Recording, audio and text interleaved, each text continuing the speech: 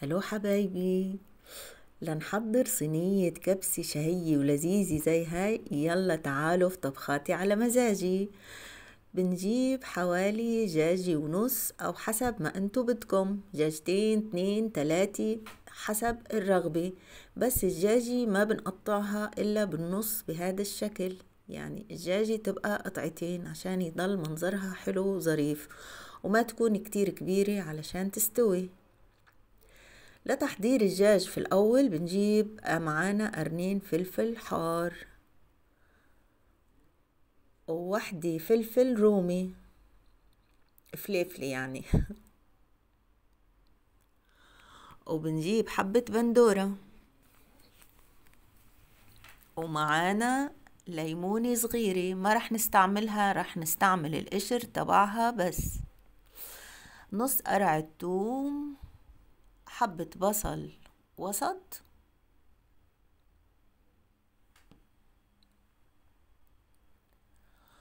قطعنا مكوناتنا الفلفل والطماطم والفلفل الحار، وبشرنا الليمونة، أخدنا القشر تبعها بس وبنبشره ناعم في هذا الشكل.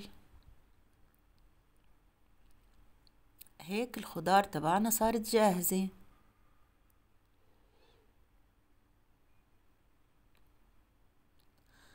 قطعنا البصل والثوم مكعبات صغيرة زي ما انتو شايفين. حضرناهم وجهزنا كل مكوناتنا وبنحطها على جنب.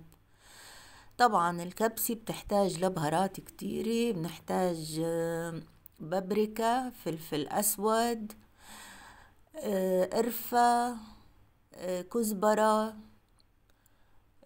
توم مجفف، كمون حوالي ملعقتين، كاري ملعقتين، كزبرة، زنجبيل،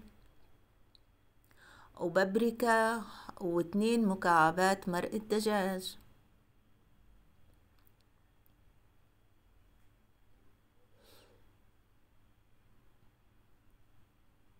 هاي مكوناتنا. كركم كمان ما تنسوا، وبنحتاج 3 حبات ليمون مجفف اللي هو اللومي، انا بحب استعمل الليمون المجفف المدخن اللي لونه اسود. وبنحتاج حوالي 5 حبات قرنفل، وبنحتاج شوية بقدونس مفروم ناعم. بنجيب الطنجرة بنحطها على النار، بنحط شوية زيت وبنخليه لحتى يسخن، وبنبدأ نحط مكوناتنا واحدة واحدة. بنجيب أول شي البصل والثوم، بنقلبهم وبنقليهم شوية بالزيت لحتى يدبلوا.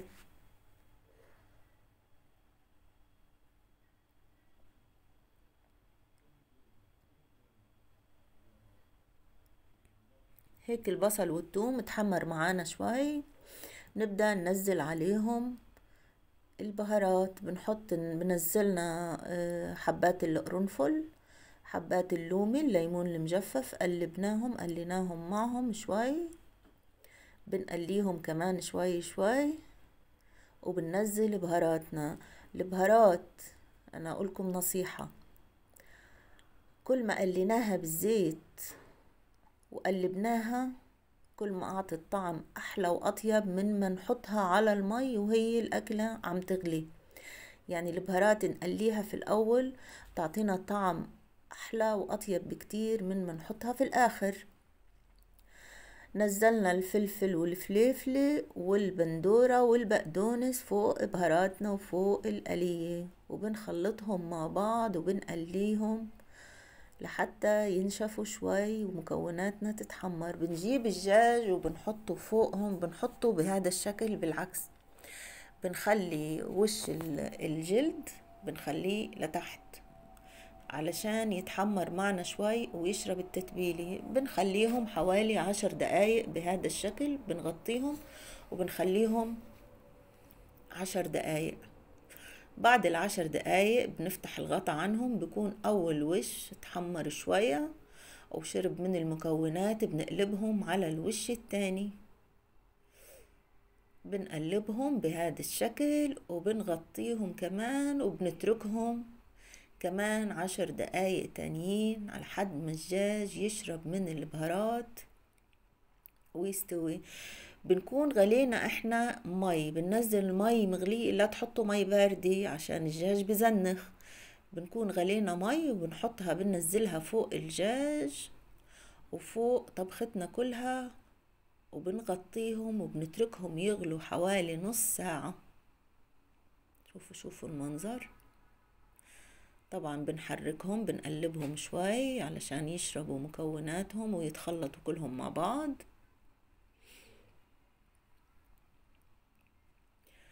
بنهدي النار عليهم شوية وبنغطيهم وبنتركهم مدة نص ساعة. هيك استووا معانا وصاروا في هذا المنظر. شوفوا الشكل وشوفوا الريحة، شي بشهي. هلأ بنطلع الدجاج وبنحطه على صينية لوحده وبنشيله من المرقة وبنخليه، عشان احنا هاي المرقة بنحتاجها رح نصفيها وناخد المي نطبخ فيها الرز. الدجاج حطيناه على جنب وتركناه لوحده، ما رح نطبخه مع الرز عشان ما يتخبص ويصير شكله مو حلو. المي هاي رح ناخدها ونصفيها ونحطها على رز الكبسي. هذا رز الكبسي معانا حوالي نص كيلو رز اللي هو رز بسمتي. بنغسله كويس وبنصفيه. بنجيب نحضر طبخة الرز، بنجيب واحدة فلفل، واحدة فلفل حار، وحباية جزر بنقشرها وبنبشرها بهذا الشكل. بنجيب الطنجرة اللي راح نحضر فيها الرز، شوية زيت مش اكتر. انا كل طبخاتي بستعمل معاها شوية زيت، وفي اكلات ما بستعمل معها، ما بحط معها ولا سمنة ولا زيت عشان يبقى اكلنا صحي وخفيف.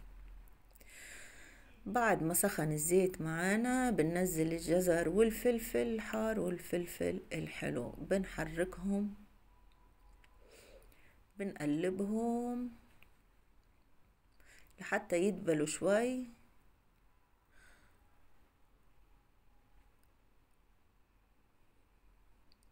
ويصيروا بهذا الشكل. بنجيب الرز اللي غسلناه وزبطناه وبنحطه فوقهم بعد ما نصفيه. ما بننزل، ما بنخلي فيه مي للرز، بنصفيه كويس وبننزله فوق الخضار وبنقلبهم.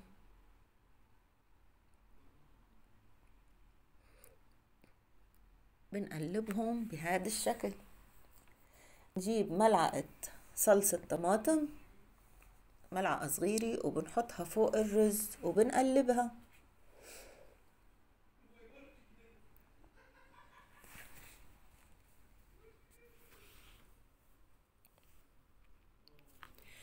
بنقلبهم لحد ما ينشفوا والرز يشرب من المكونات كلها ويتحمر شوية، يعني مش كتير يتحمر، بس انه يشرب المكونات ويشرب الزيت. بنجيب مية الدجاج واللي فيها بهارات الكبسة اللي كنا صفناها، بس بنشيل حبات اللومي بنتركهم على جنب عشان ننزلهم تاني مع الرز ونطبخهم مع الرز تاني. وبننزل المي فوق الرز، عشان هيك ما حطناش فوق الرز اي بهارات، لانه المي فيها بهارات وفيها ملح وفيها كل المكونات. وبنتركهم يغلوا حوالي ربع ساعة على ما يستوي الرز.